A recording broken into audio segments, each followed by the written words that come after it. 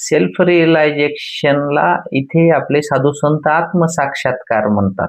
आत्मसाक्षात्कार म्हणजे काय, की बाबा ह्या सृष्टीमध्ये मी एक छोटासा हिस्सा पुरजा आहे. ह्या सृष्टीमधला छोटासा म्हणजे किडे, मुंग्या असे काही जीव आहेत ना, त्याच्यामधला एक मी छोटासा जीव आहे आणि असं माझं काही वेगळं अस्तित्व नाही.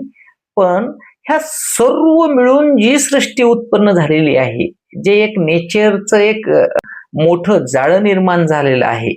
त्या जाळं जर असेल तरच मी जिवंत राहू शकतो. त्याच्यामुळं मी तसा काही नाही. मी तुझ्यावर अवलंबून आहे. तू माझ्यावर अवलंबून आहेत आणि हा गाडा असाच आपण एकमेकावर अवलंबून राहून पुढे पुढे ढकलत राहू. हे ज्यावेळेस तुम्हाला कळतं त्यावेळेस प्रत्येक गोष्ट महत्वाची आहे आणि जसा मी महत्वाचा आहे तसं इतर लोकही महत्वाचे आहेत हे तुम्हाला जाणवतं आणि इतर लोकांच्या आनंदामध्ये तुमचा आनंद आहे हे तुम्हाला जाणवतं आणि ते मग त्यावेळेस तुम्हाला काय वाटतं की ते आणि मी वेगळं नाही.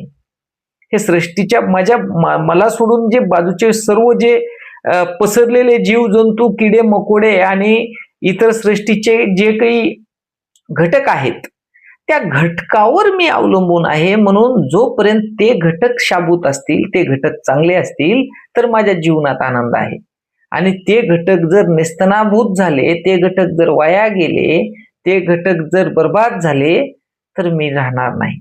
त्याच्यामुळं त्यांच्या आनंदामध्ये माझा आनंद आहे. मी असा इंडिपेंडंट असा नाही, मी कुणावर तरी डिपेंडंट आहे आणि कुणावर तरी म्हणजे काय, त्याला कळतं कुणावर तरी म्हणजे परत एकावर नाही, अनेक अशा सृष्टीच्या घटकावर आहे. ते आत्मसाक्षात्कार झालेला माणूस असतो.